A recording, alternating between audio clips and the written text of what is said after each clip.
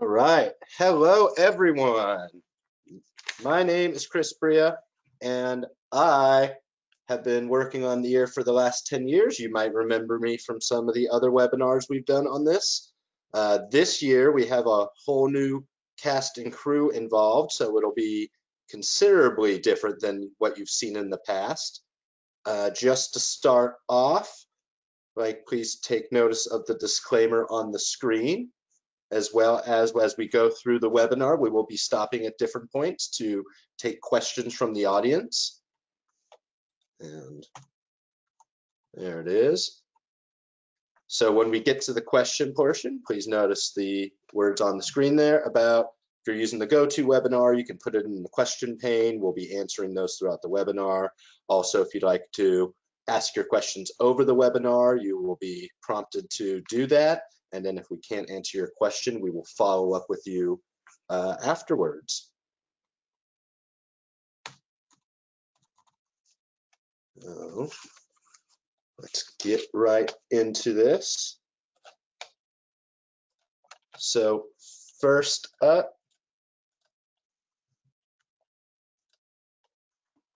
for access to the ear, you must be a listed reporting entity in the Logic system. Right now, what you have on the screen is a version of the web page. This will be getting updated rather soon, but the basic information will be the same. You need to be a contact in the system, and you need to have a web pass.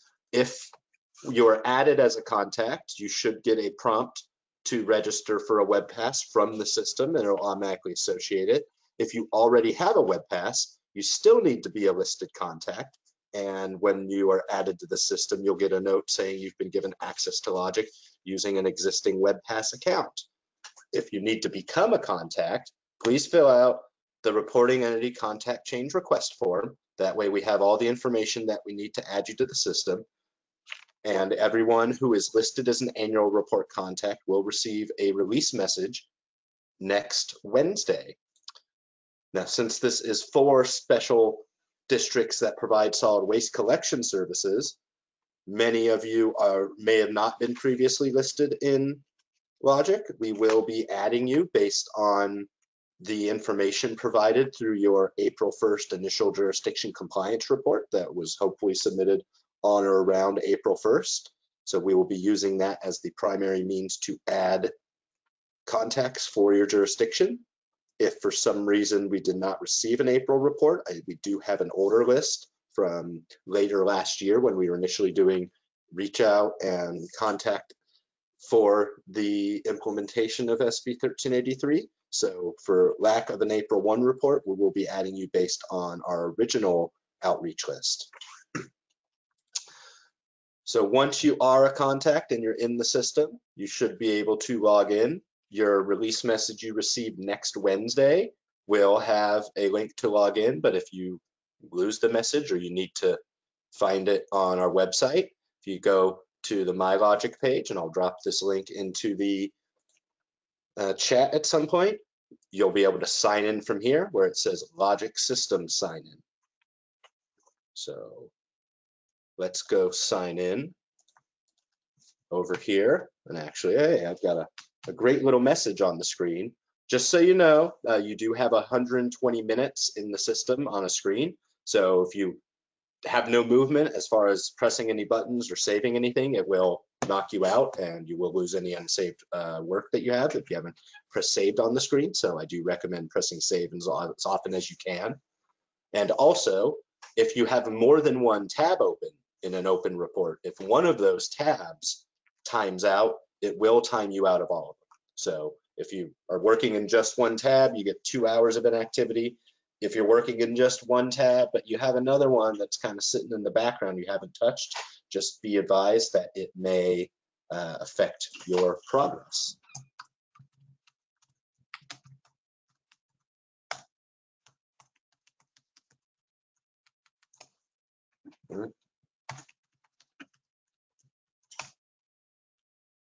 All right.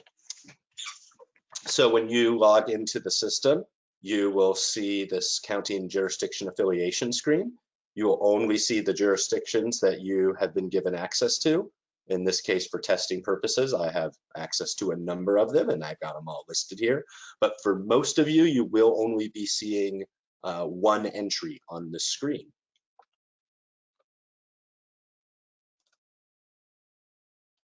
So when you get to this screen, normally there's some other things I would point out here, but because you're all new to this system, you don't have any previous summary reports or venue reports. There's nothing to look at. And as special districts that provide solid waste collection services, you aren't going to have any previous year diversion program notes, so no need to look at any of that. The rest of this screen is in reference to CalRecycle's current and previous disposal reporting systems.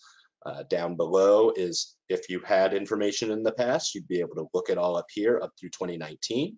And this piece in the middle is a reference to the current recycling and disposal reporting system. No, special districts that provide solid waste collection services are not specifically entered into the RDRS system. It's usually going to be paired with whichever city or county you were within. And that is all done through the RDRS system now, which is completely separate from what we're about to go through. So next up, where did my mouse go? Come on. There it is. Okay, so next up, I would like to introduce Andrew Parrish, who's been diligently working on getting this whole annual report together for the last few months, and he's going to do the rest of the walkthrough for you. Go. All right, Andrew, you are now presenter. Thanks, Chris. Well, there we go. We transition here. I thought I'd show my face. I'm going to turn it off once I get the report on. Okay. All right, Chris already showed you that screen. So once we log in, a couple of things that I just want to show you, since this is new for a lot of you, have some sections up across the top, which are the same as these categories here. You can click on either link to access that section. Since all of these sections are 1383 focus, so we won't be covering, if you're not a special collection district that provides solid waste collection, we won't be covering any of the AB 939, MCR, or more stuff, which Chris mentioned already. Okay, so general navigation of how this works. You can select a link here to access this section, or up top, either way.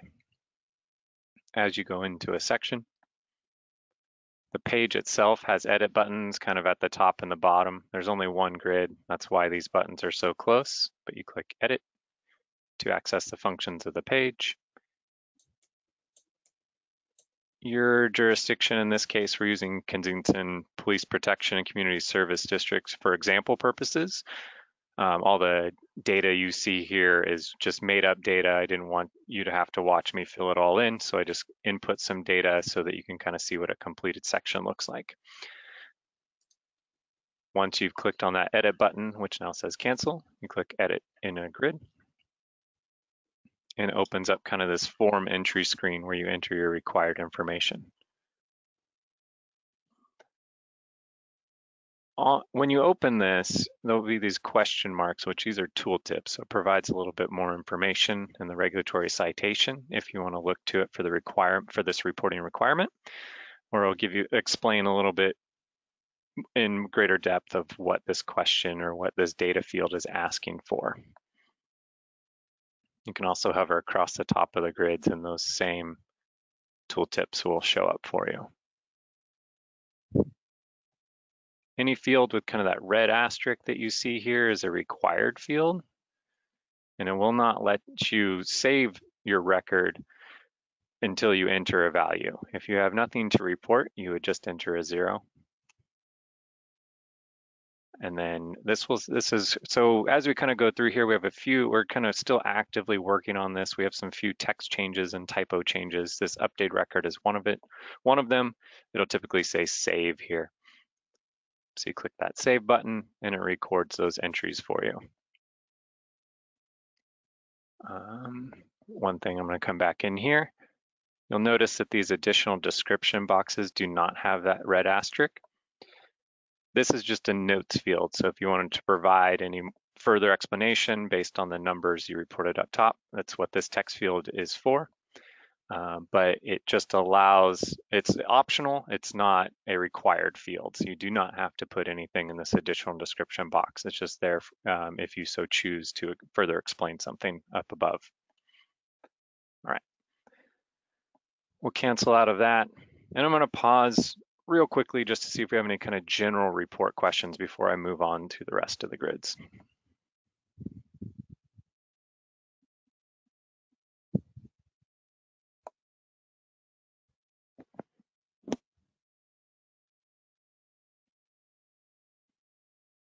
All right, and we'll just keep going, and there'll be plenty of opportunities to ask more questions. We'll pause every so often, especially in some of these more complicated fields.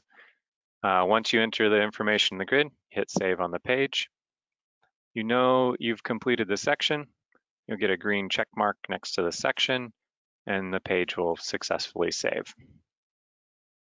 And again, navigation-wise, you can click here to advance to the next section, or up on the top as well, either way.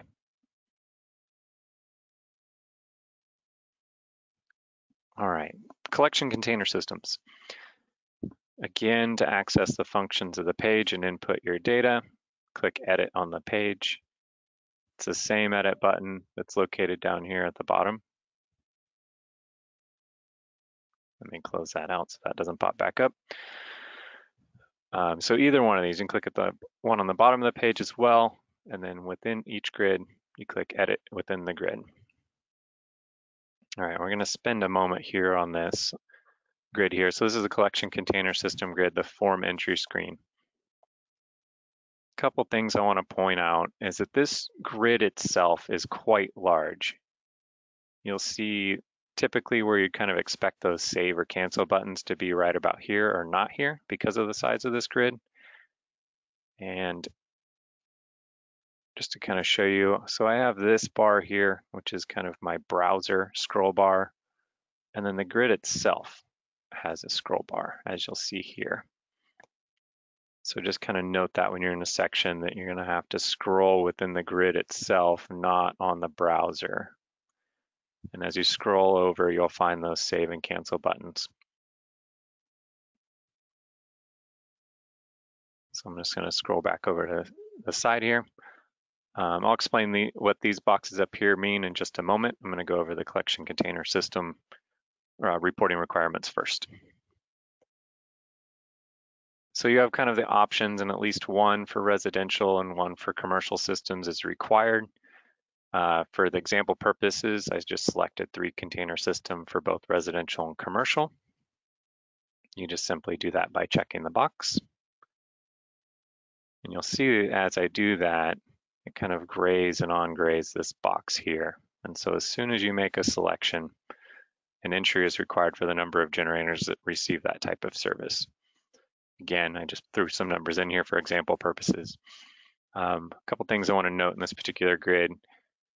We split it between residential and commercial systems to allow kind of the flexibility depending on your jurisdiction. If you do have differing systems, to be able to input that easily. So that's why we have it split between residential and commercial instead of just answering the question once.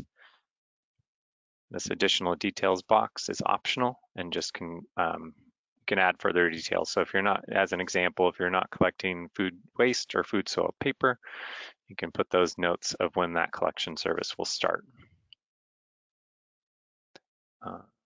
One thing else I want to point out here on this particular grid, so I'm going to go ahead and save that information. So on this grid, if you have multiple haulers for your jurisdiction, we added a feature here called the additional hauler. So if you need to add another hauler and just that one row is not enough, you click additional hauler. You can click this as many times as you want.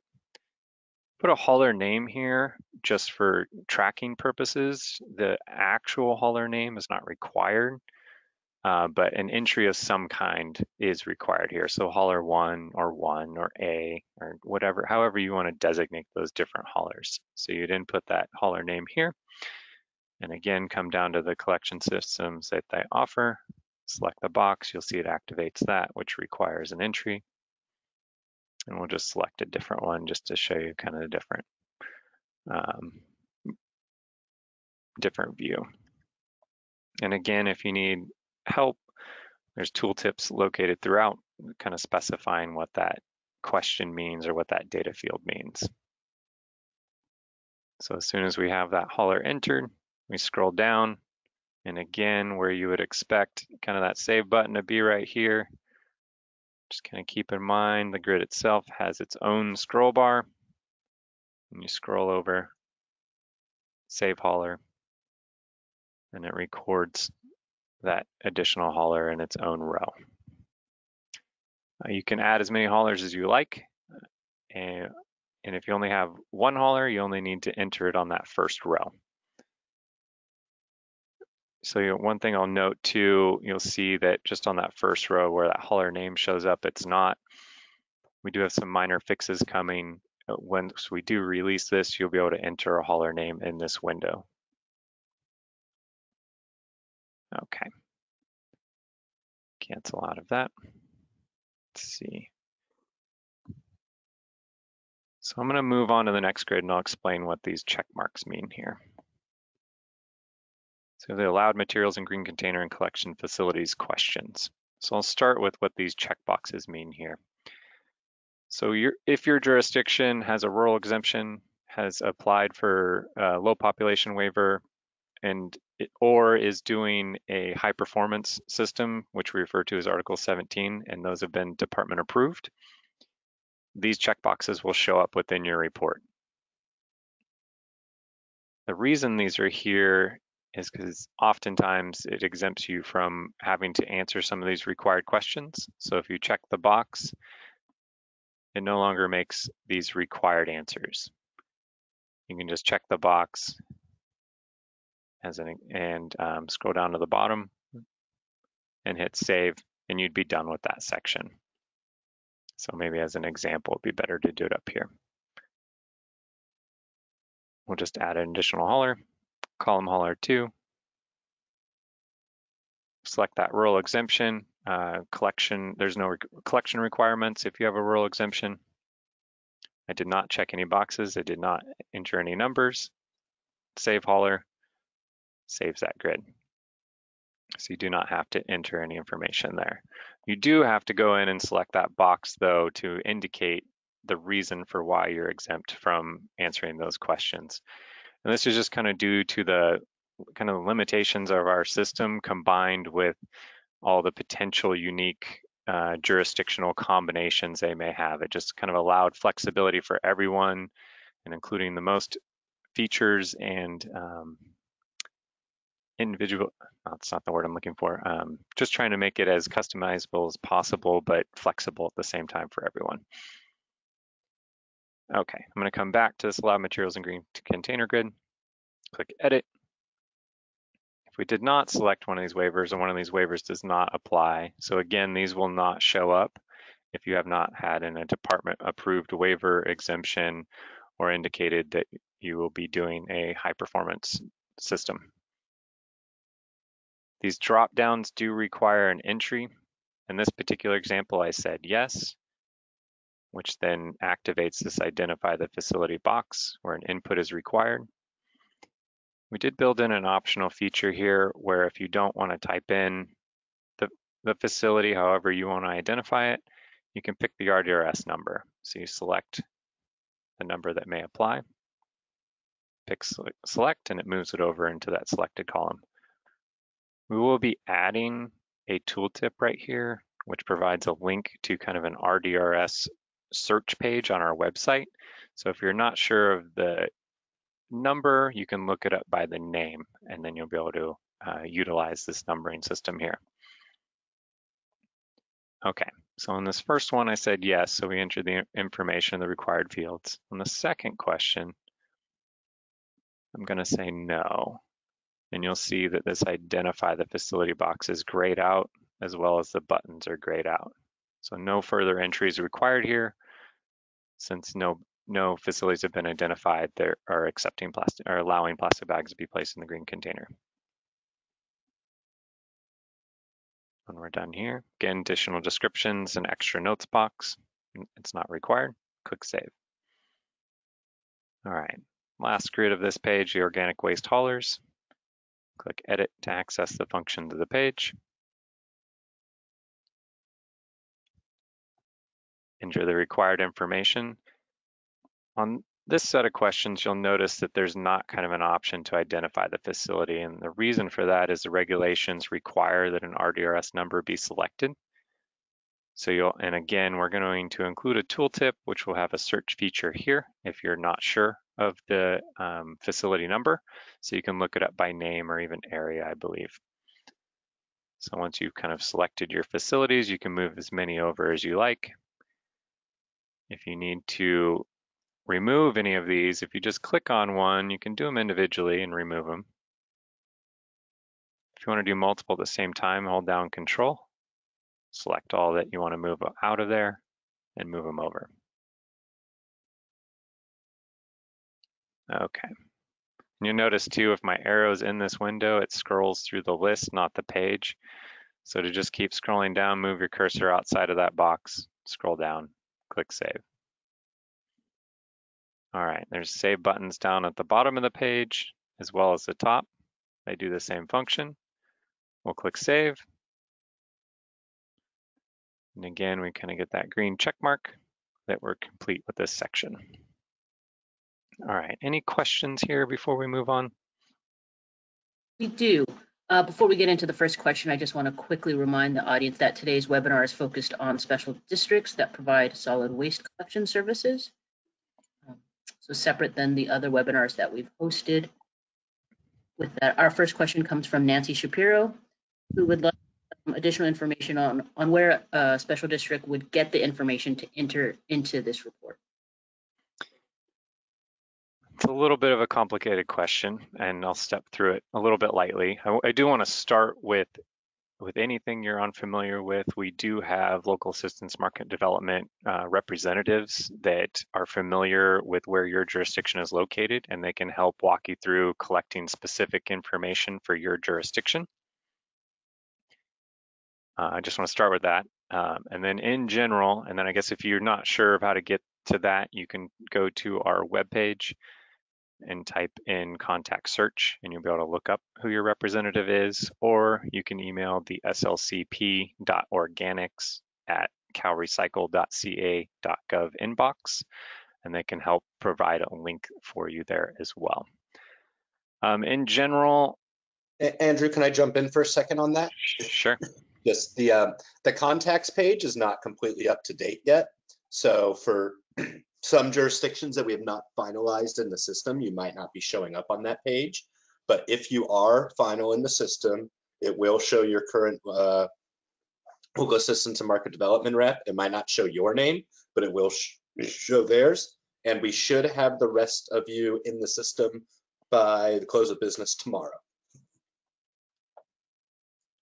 Yeah, and Nancy, just also want to point out too that we have your name here. If you want to provide an email address, we can get in contact with you, and we'll set up a kind of a one-on-one meeting to walk you through these individual parts. Okay, but in general, edible food, you're going to be talking to food recovery services and organizations located in your jurisdiction. The collection systems, commercial programs, residential, probably even education and outreach is kind of based on the collection services that you provide, which we'll get into commercial and residential here in just a moment.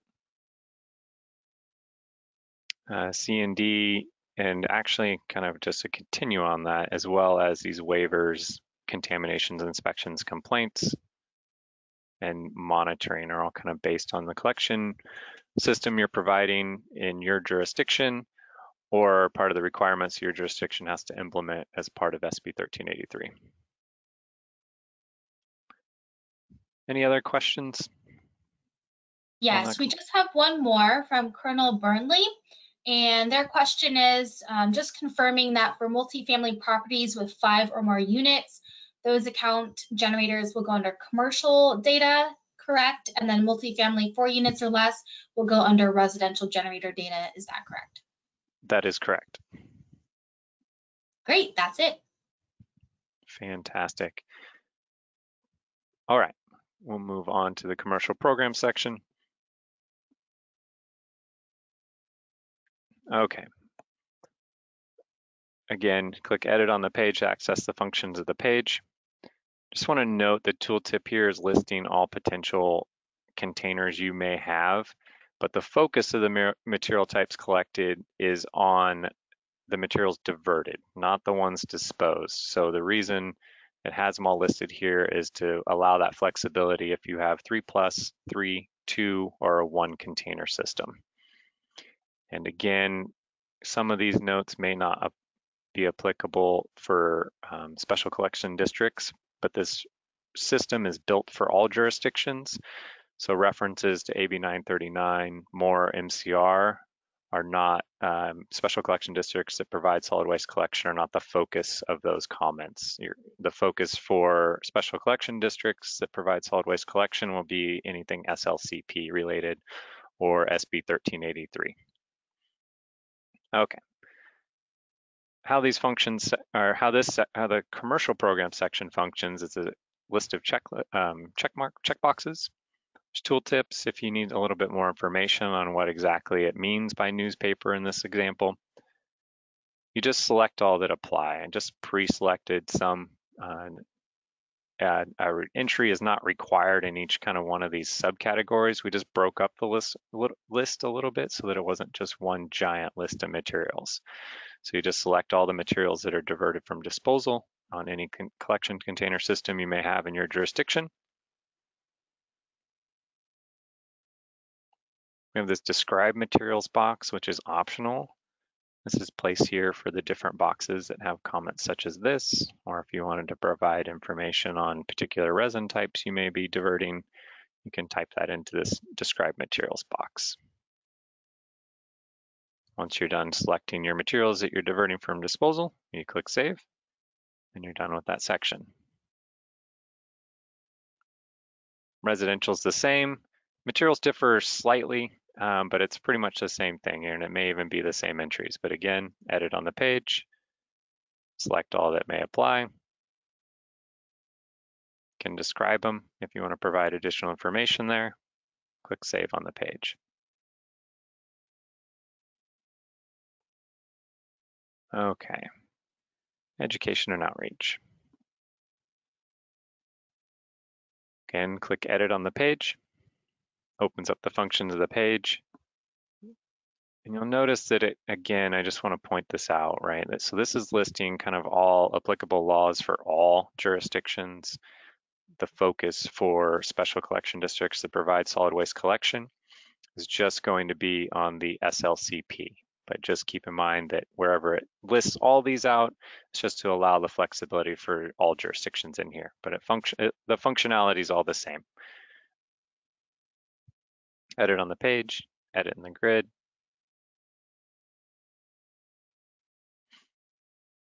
Select the material types of education and outreach that you utilize. In this example, I just selected print and electronic.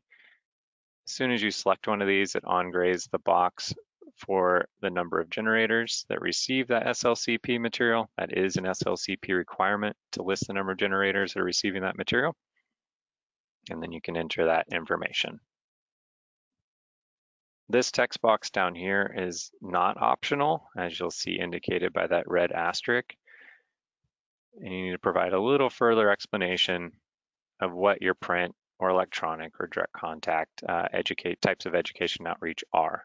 And I just provided some simple explanations in this particular example. When you're done there, you click save. Then we have this one split. So the second grid is kind of the same question, but the focus is on commercial edible food generators specifically in the education outreach that they're receiving. So again, edit on the grid. select all that apply. At least one entry is required here. And as soon as you select one, it also requires you to enter a number here as well. And then in this one as well, the description of the education and outreach that you've selected over here is required.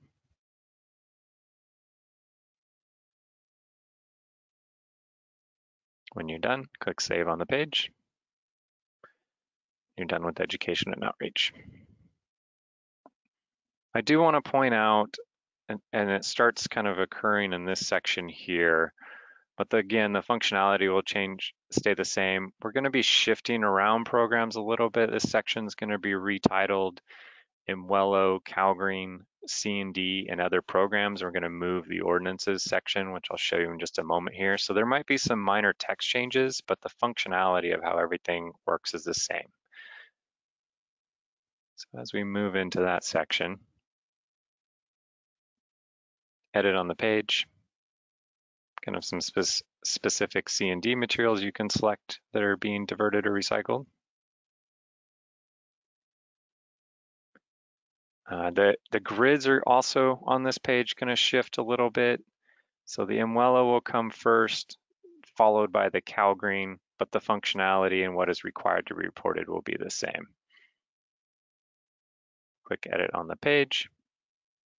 Enter the number of construction and demolition debris removal activities conducted in compliance with CalGreen. Additional description box if you want to provide more information.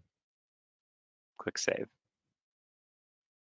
Imwello, same. Enter the number of projects subject to the Model Water Efficient Landscape Ordinance. Click Save. Okay, so this section here, this ordinances section, I'm going to show you the functionality, but this will be moving. You're going to find this ordinance section. It's going to move over to this 1383 enforceable mechanism, and the title of this will be Enforceable Mechanisms and Ordinances. So it'll be very clear of where it lives now, but I'll show you the functionality of this area. It's just a checkbox system. Check all the ordinances that may apply. I'm going to reorder them so it's a little bit more clear with putting the SLCP kind of required ordinances up towards the top of the list for easier identification, and click Save on the page. And one thing I wanted to point out too, so this is a new system, and you'll see that it says hazardous waste programs here, but right here, it does not have hazardous waste programs. So this is an area where we have a little bug. This particular one will be addressed when the report goes live. But I do just want to kind of put it out there that if you identify any issues with your report as you're going through it, since special collection districts that provide solid waste collection services are new to reporting within EAR, just please reach out to us. And so that we can kind of add that to our list of fixes, especially if you're having trouble filling out anything, because while we've done thorough testing, there's could be some small issues in there that we haven't quite identified, and we'd love your help with that.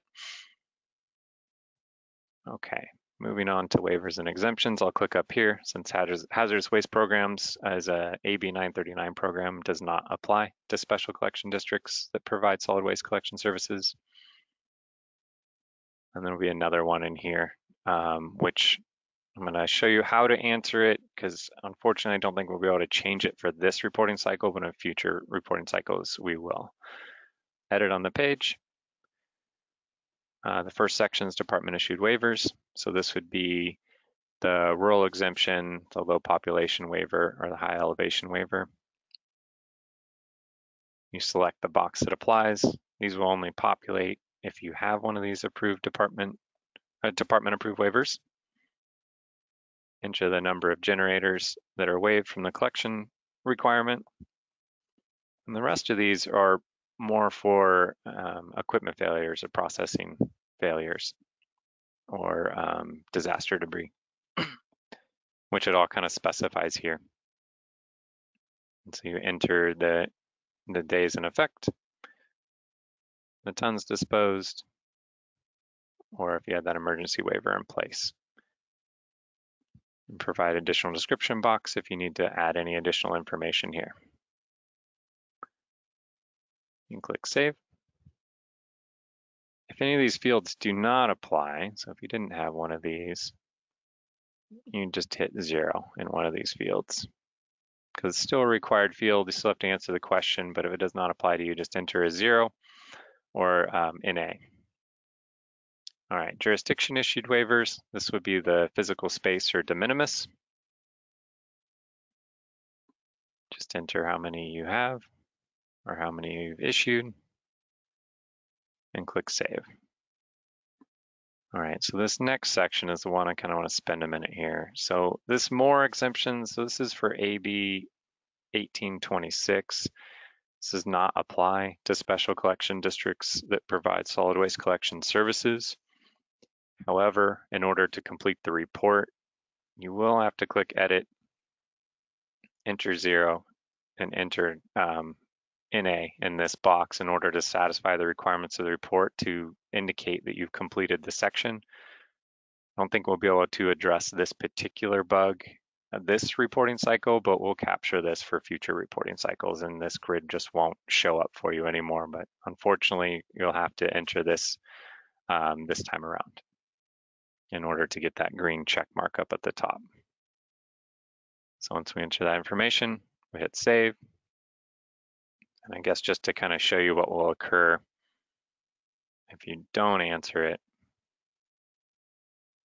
if we try to not put information in these required fields, we'll get those types of error messages. And if you haven't accessed the functions of this grid, then you'll get an error message up at the top, and or you won't get that green check mark indicating you've completed this section.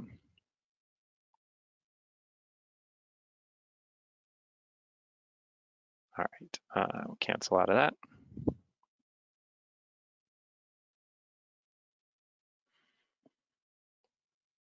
And move on to contamination inspections and complaints.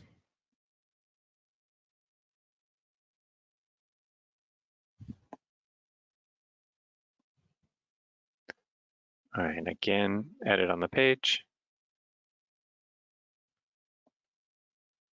This first one is for route reviews or waste evaluations. This is for contamination monitoring for prohibited container contaminants. You can select one or both of these. You'll notice that these are grayed out at the moment. As we click one of them, the fields in which you're required to do an entry are highlighted. So we enter the required information, in this particular example for route reviews, and click Save.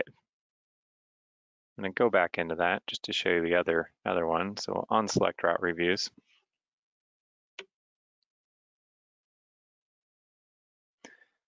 Go waste evaluations. You'll see you have to enter that description of your waste evaluation results, the number of targeted route reviews resulting from waste evaluations, and then the number of notices. I'm going to cancel out of that. I'm going to go back into it one more time because there is one more little nuance here. If you do happen to be doing kind of the high performance system, this Article 17, and you select Article 17, you'll notice that it kind of deleted my check mark on route reviews and automatically selected waste evaluations. And this is because waste evaluations are required if you go with kind of the Article 17 collection requirements. All right, we'll cancel out of that. Go into inspections. Pretty straightforward here. Enter the number of inspections for commercial edible food generators for Tier 1 and Tier 2. Number of food recovery services and organizations. And number of commercial business inspections if applicable. Take a minute just to address a few things here. So we're going to clean up this language and it'll say commercial food generators in parentheses Tier 1. So it'll look slightly different, but same information is reported here. If there's currently no inspections occurring because they're not required to occur yet, just enter 0 in the box to satisfy the requirement of the field. The last thing I wanted to note was this commercial business inspections. The reason this is in here is because it's listed in the regulations for a reporting requirement. And what this is referring to is based on your SLCP compliance reviews. If you happen to do our desk audits, as they're also referred to, if you happen to do a site visit, you could enter that information here if you so choose and describe those results.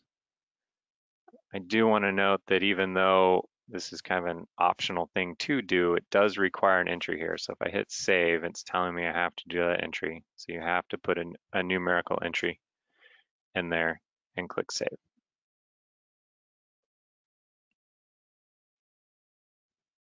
All right, one other slight note too, notice these buttons are slightly off aligned. There's nothing wrong with your system. This is a little bug we noticed. This should be fixed by the time the ear releases. But if you notice anything like this, we'd love feedback on that as well. All right, so complaints. Edit that grid, enter the complaints received, complaints investigated, and click save. As soon as we're done with that section, we can click save at the bottom of the page or save at the top of the page. And then you're completed with that section. And I'll just pause again for a moment and see if we have any questions. We do. Thank you, Andrew. The first of which is an inquiry. When will this report be available on the website? So we're shooting for a target date of 6/15, so next Wednesday, to release the ear. And it won't be required to be filled out. In regulation, it says October 1st of 2022, but we're going to extend that to October 3rd because October 1st is a Saturday. So even though it opens next week, you have until October 3rd to submit your report. Thanks, Andrew. Our next question is from Deborah Kaufman. Deborah asks, special districts are not required to comply with CalGreen and MWELA requirements. Will that be noted or deleted from this report? Unfortunately, on this pass around, I'll have to follow up with you on that, but it will be part of this reporting cycle. We won't be able to adjust anything for that regard. So just enter 0 in those fields if it doesn't apply.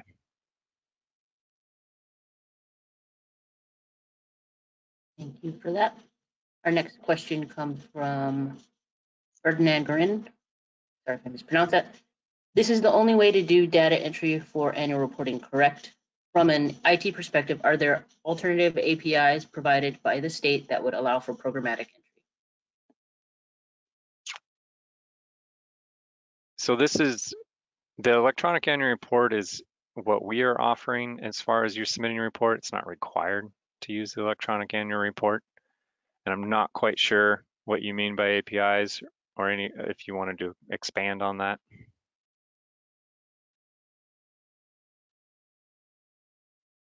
Go ahead and unmute you on our end. If you could unmute yourself and provide some clarification.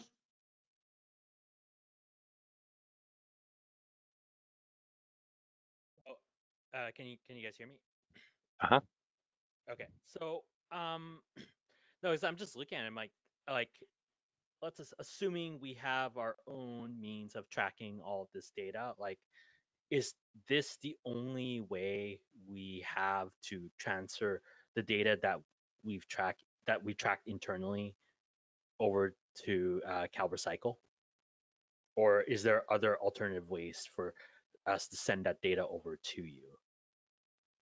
If you want to utilize kind of this electronic annual report format and make sure that you have all the required reporting requirements, you're gonna have to manually enter that. Unfortunately, we're not able to link it up with an Excel spreadsheet so you can just upload it because of all the nuances of an extra space maybe being in a field and it not being able to translate completely over. that answer your question? A little, but I mean, at least I have a little bit more clarity now. Thank you. Uh-huh. All right, our next two questions and our last two so far are from Nancy Shapiro. Nancy asks, will the information we enter this year be carried over to next year? And Nancy's other question, what will CalRecycle do with the information collected on this report? For the first question, yes and no. There are some fields on here that we know are complicated and won't change much year to year. Collection container systems being one of those as an example, where we are looking at ways to copy those particular grids over. But a lot of this information it's on an annual basis, so it'll have to be entered year to year. And then the second question, CalRecycle uses this information to ensure compliance with the SB 1383 regulations. Thanks, Andrew. That's all we have right now.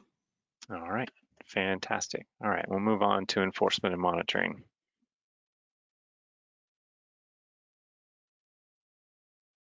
Okay, again, edit on the page. This is the compliance reviews I was mentioning. This particular title is going to go away. It'll just be SLCP grid here. Click edit on the grid to enter the information. And so I know it was already addressed earlier, but in the definition of commercial businesses, it does include multifamily units with 5 or more, or multifamily complexes with 5 or more units in the definition of commercial businesses. The compliance review is referring to any of these commercial businesses that have 2+ cubic yards of solid waste collection. And that includes solid waste, recycling, and organics all together. So you enter the number that are included in that compliance review, and this is what we're referring to also as the desk audit, and then those that are not in compliance that are required to recycle. You'd enter that information here. Additional description box is optional if you want to provide any information on particulars of why someone's not complying, or if food waste, as an example, food waste or food soil paper collection has not been started and they're not collecting that, of when they may receive a container to collect those organics. Enter that information, click save. And then moving on. So these next three, notices of violation, penalty orders, and enforcement actions resolved, are all kind of the same information, kind of in increasing compliance actions that have to be taken. So notice of violations. One thing I do want to point out too here, this one's going to shift down to the end. So to just, the residential just be at the last field, not the first field, just a slight differences if it looks different to you when it actually opens. But you just run through the list and enter the number of notice of violation that were issued to generators. Click save.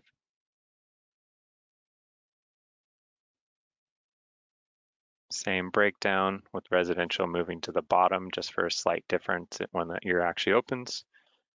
Enter any penalty orders that were issued to any of these entity types.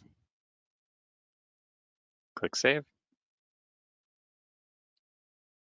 And then last, enforcement actions resolved if enforcement actions were taken by entity type. And again, residential will move down to the bottom, but same information required. Enter any enforcement actions resolved. And click save.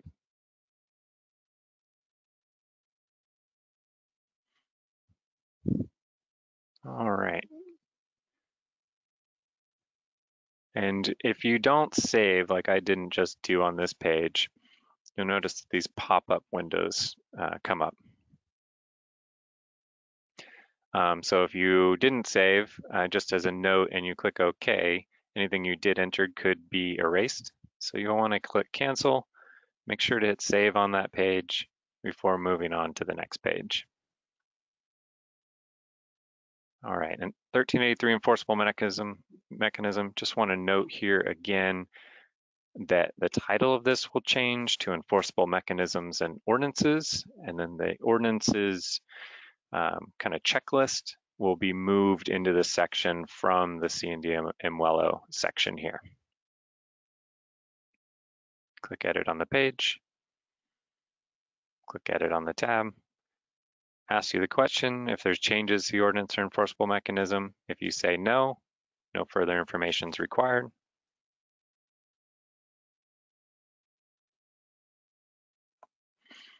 If you do need to make a change, you click yes.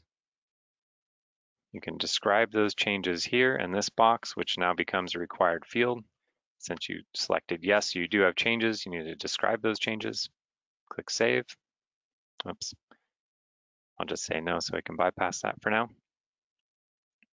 We did add this document management button here, which is located outside the grid itself. So if you wanted to upload your new ordinances, you can do so. I'll just click on that to kind of show you what it looks like. Might take a minute to load since we're in our staging system.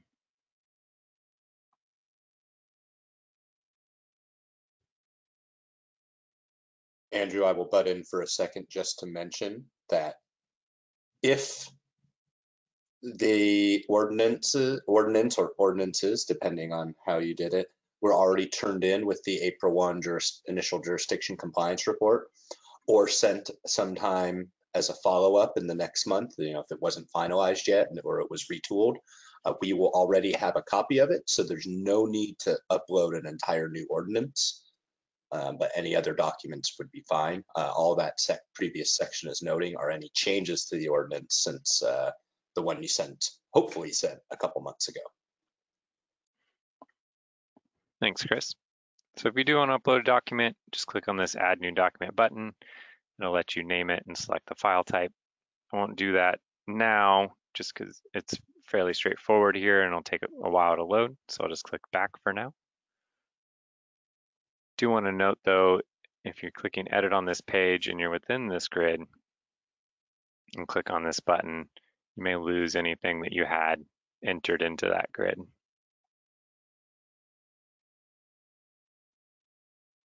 All right, contact changes. So these probably also identified in your April 1st report already, and this is just if you have changes to them. We have little tooltips here that explain them. We identified them as primary and official because their names in the regulations are quite long and maybe not as clear as to what exactly they're asking for. So this primary contact is the contact person for receiving communications, either related to this report or if we have questions about SB 1383 program implementation. If you do have changes, you click yes, fill out the information. If you do not have changes, you click no. And this official contact, just to hover over that for a minute, the official contact is the agent designated by the jurisdiction for receipt of service of process from the department for the purposes of enforcement if different from the primary contact. In a city, that may be the mayor or city manager, and the county administrative officer as examples of that, but this would be anyone we need to send an official letter to that we're taking enforcement action on your jurisdiction. Click Save. And then right below this, in this kind of white area here, will be where that ordinances checkbox selection area will be moved to. You click Save. You're done with that section. Additional information report management. All that's required in this section is to click on the title. You'll see right as I click on it, I already get that green check mark. This section is optional.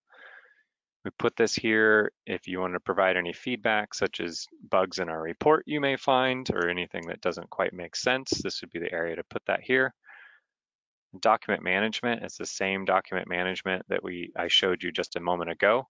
And down in this white box, it'll list the documents that you have uploaded as part of that EAR submission. As soon as you're done filling out all the required fields, you go to Submit Confirmation. You'll see it kind of indicates if you've completed all your sections or not.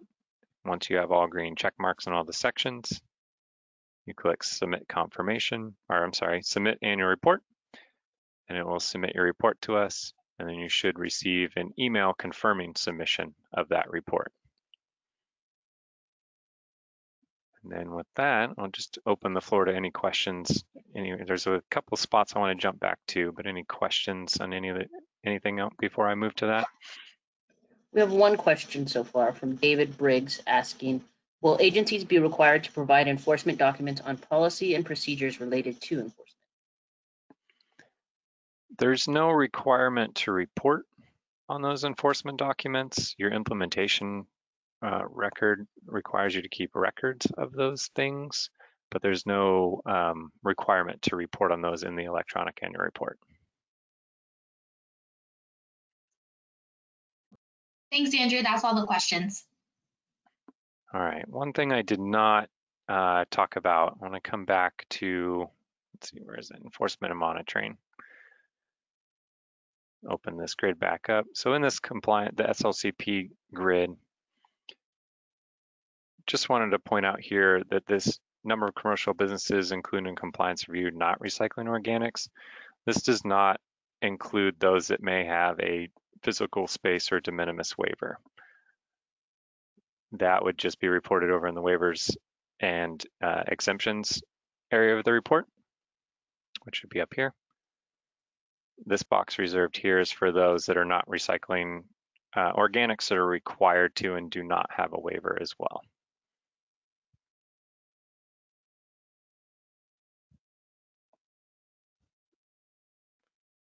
We have about an hour if there's any more questions. I don't know that we'll hang out quite the whole time, but if there's anything anyone would like me to go back to and show you again, I'd be happy to go through that section of the report again.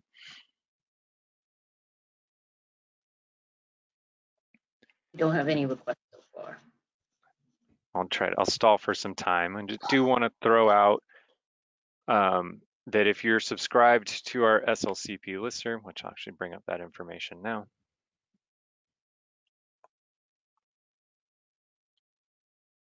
So you can subscribe to the SLCP listserv, and this is where we'll make updates about any tools that are released, any notifications when the report opens. If you need any information on SB 1383, you can visit our webpage. If you have questions regarding this or anything else related to 1383, you can email us at slcp.organics@calrecycle.ca.gov. And then, so as an example of the benefit to subscribing to our SLCP listserv, at the end of this week, we'll be sending out a listserv message advertising 2 more webinars that we'll have towards the end of this month and the beginning of next month.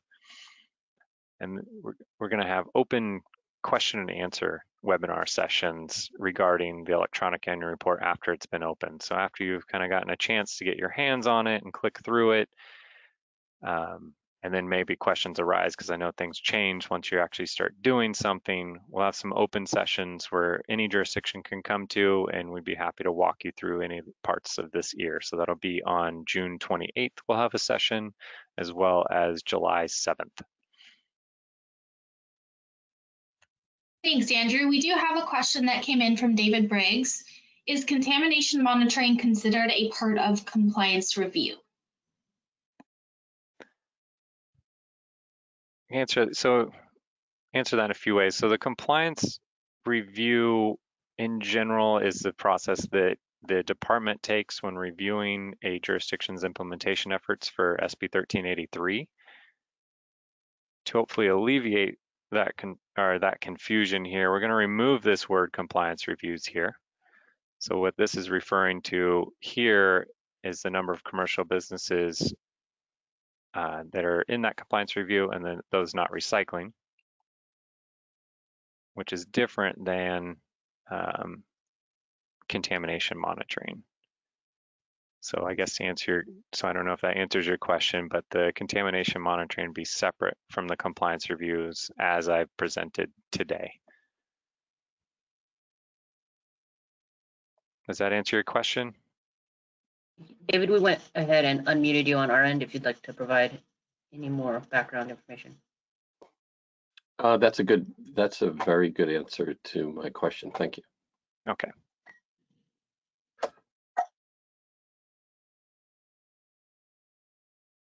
We just had another question. Thomas Hammond, I'm sorry, asked, can we get a link for the update subscription page?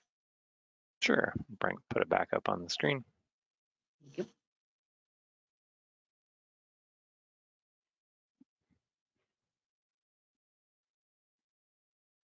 And that's the last question we have so far. Oops.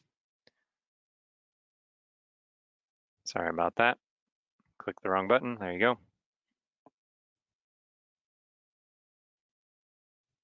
And then we can copy that into the chat if you need us to.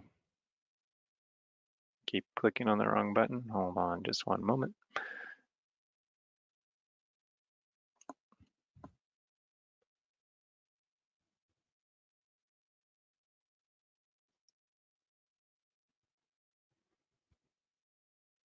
And there's the link for you.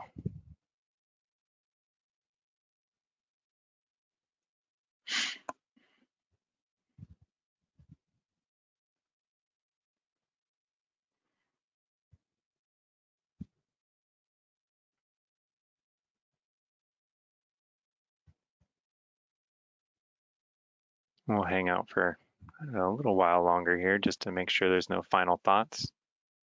And again, if there's any sections you'd like me to walk through again, I'd be happy to.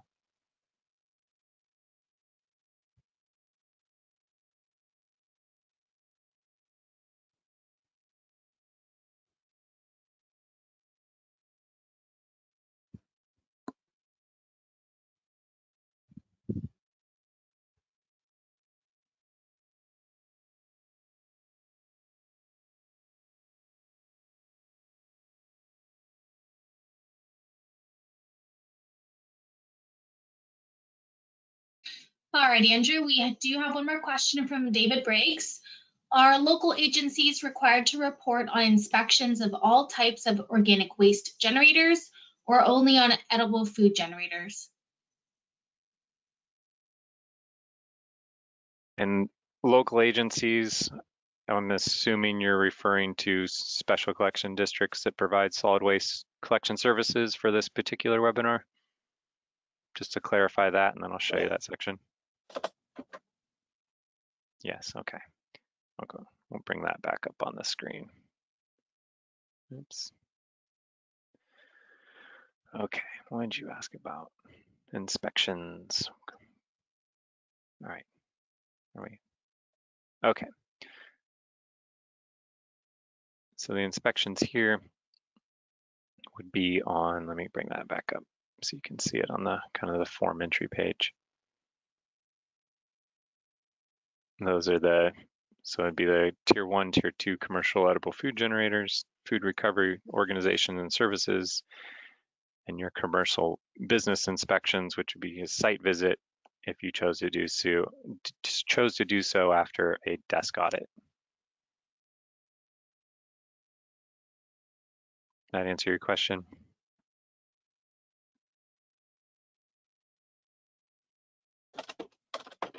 David, we unmuted you if you'd like to. Oh, David said, okay, thank you.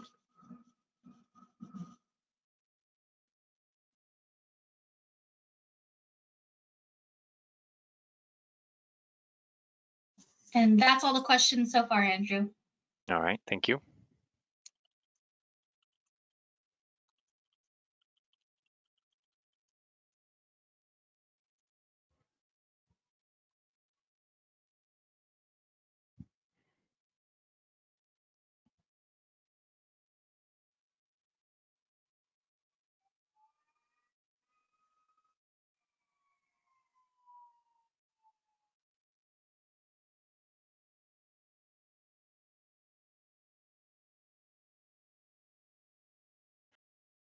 All right, we'll give it maybe a 5-minute warning here. So we'll go to 2:10. If we don't have any more questions, we're going to end the webinar.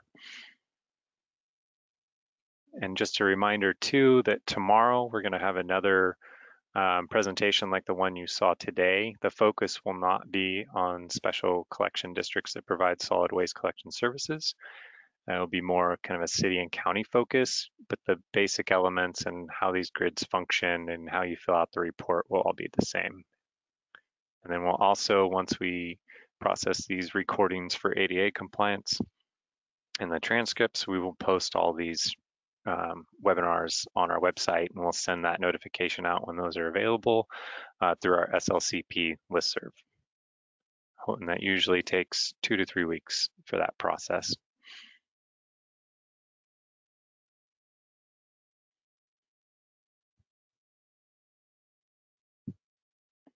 And if you're not watching in GoTo, and you're watching through our broadcast, you can email your questions to slcp.organics@calrecycle.ca.gov, and we'll have our monitor over there relay the questions to us live.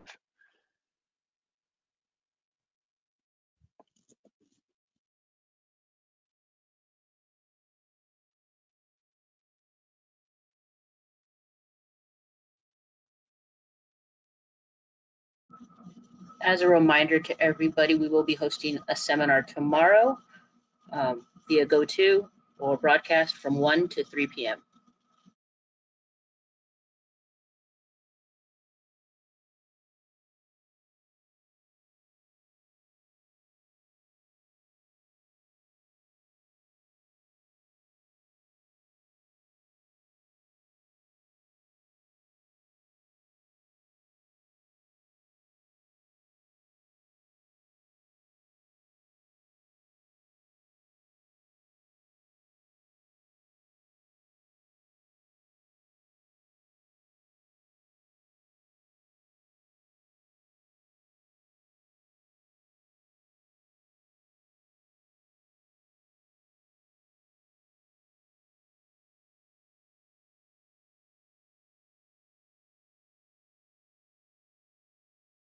All right, we'll give it just 2 more minutes here, and if there's no more questions, we're going to go ahead and end the webinar.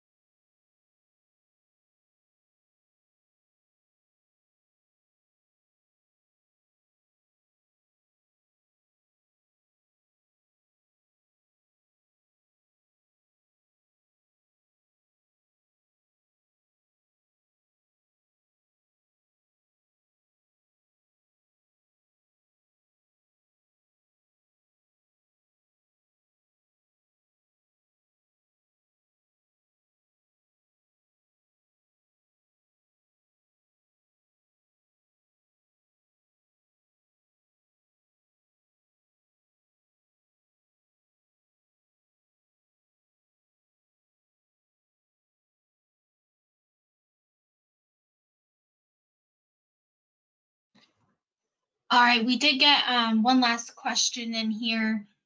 This is from Sarah. Why does the number of commercial generators say 2 yards or more of solid waste generated for the number of commercial solid waste generators in the reporting and not all commercial generators?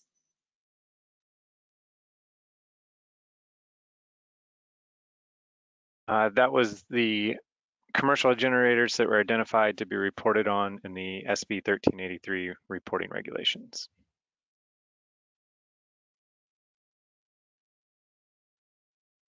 Does that answer your question? And Sarah, you are self-muted. If you want to add anything, you can unmute yourself and go ahead.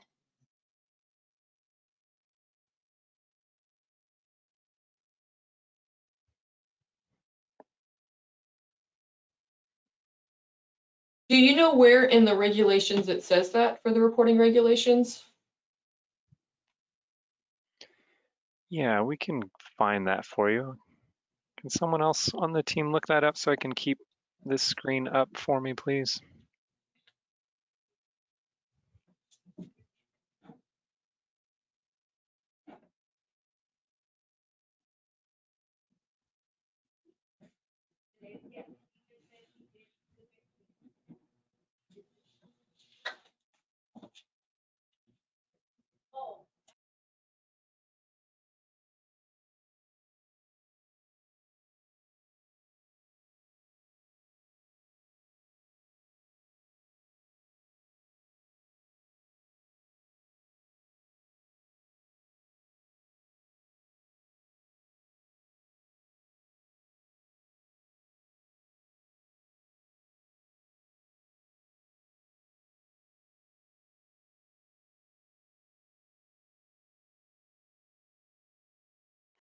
All right, we'll grab that for you, Sarah. Bear with us just a moment here.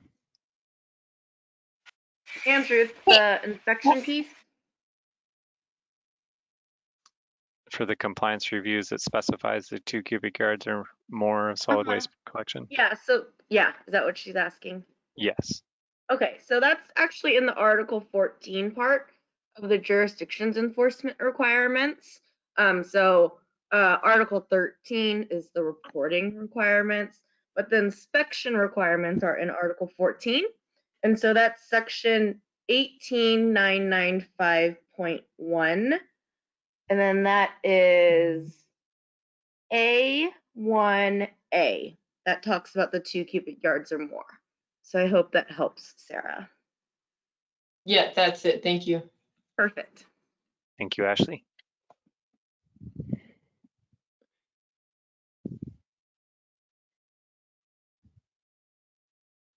All right, I'm not seeing any more questions. Do just want to throw out a reminder one more time that if anything comes to mind after this webinar is over, you can email those questions to slcp.organics@calrecycle.ca.gov. And then we'll also have a couple more 3 more webinars regarding this. One tomorrow from 1 to 3, and then 2, which we haven't sent out GoToWebinar links yet to, but will at the end of the week, for June 28th and July 7th. And with that, I want to thank you all for attending. Hope it's been beneficial, and we will see you in one of our future webinars. Thank you so much.